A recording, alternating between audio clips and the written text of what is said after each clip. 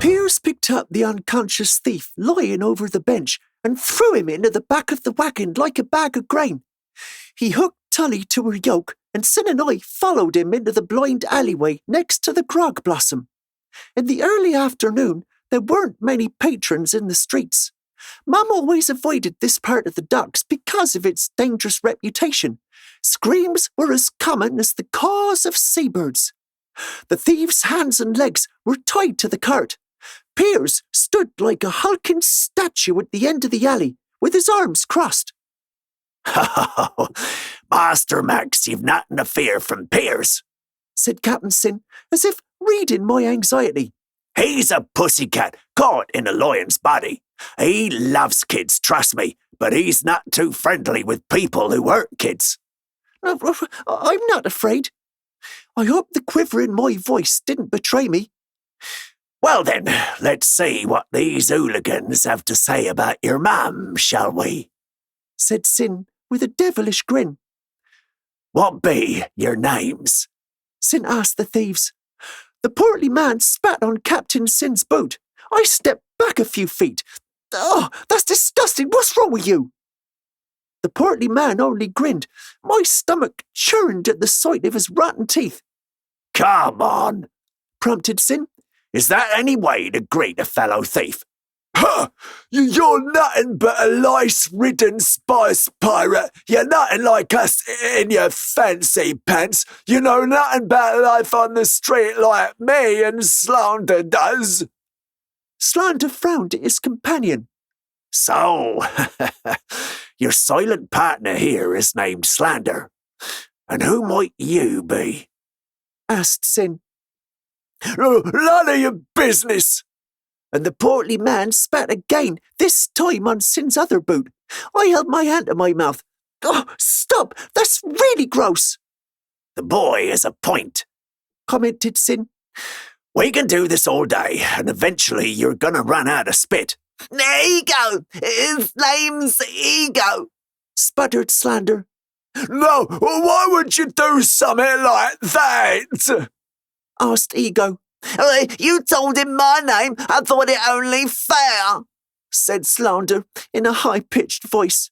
He had a long neck and a large throat apple. It jumped up and down when he talked. "Oh, did you now? Well, now he knows who we be," said Ego. "Your names mean little to me," interrupted Cinn. "Other than that, well, you had some cruel parents. Never mind any of that. Where be the woman?" I leaned in closer, though I hoped there'd be no more spitting. I hadn't even had my lunch yet. "What woman?" asked Ego. "You know what woman? You told me my mum wasn't coming back," I protested. "Why did you say that if you don't know who she was?" "No, I don't know what you're talking about," said Ego. Slander rolled his eyes but remained mute. "Are you calling this boy a liar? Oh, well, that won't do," said Cinn, and he put his hand inside his coat. "Oh, you aren't going to kill these men, are you?" I scanned Cinn's coat for any bulges that could indicate he was hiding a weapon.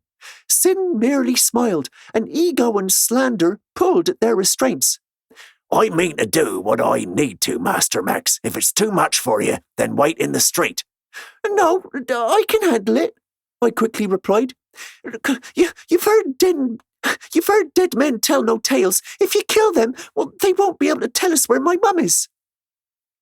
The thieves grunted as they pulled at their ropes. Piers had tied expert knots that would have impressed my dad. These two weren't going anywhere. Okay. We might know who you're talking about," Ego said as he continued to try wiggle his arms free. "We don't know where she is, so let's go." "We never intended on hurting the lad," added Slander. "He's a good boy. We was playing a game, that's all." "Game, humph," said Piers from the end of the alley. You told the boy his mum wasn't returning. Now where is she? Says Cinn. Ego's eyes darted around the alley. Cinn still had his hand in his coat. I hoped the men would tell us where my mum was without requiring violence. I'd read of battles in my books, but I wasn't looking forward to seeing actual blood.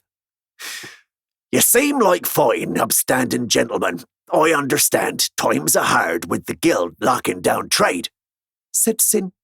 I mean, how can honest blokes like yourselves make a living? You saw a cart and a horse and thought that someone had abandoned them.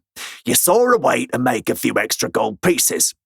I, too, am an opportunist, and I'm like you in a lot of ways. I take things that belong to others, and I often lie about it. The problem is, since I'm a professional thief and a liar, I can tell when other people are lying to me. The two thieves eyed one another nervously, but neither spoke.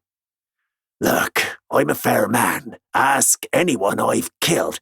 Just gave each of them the chance to be honest and walk away. Cinn continued. The men's arms were raw from the friction of the ropes. Please don't kill them, I blurted out. I'd interrupted Cinn twice, and he was frowning at me. Listen to the boy, said Ego.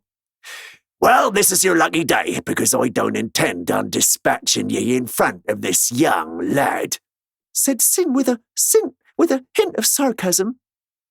Something like this could mark his very soul and become a burden him in life. Now you will tell me what I need to know without the need for blood.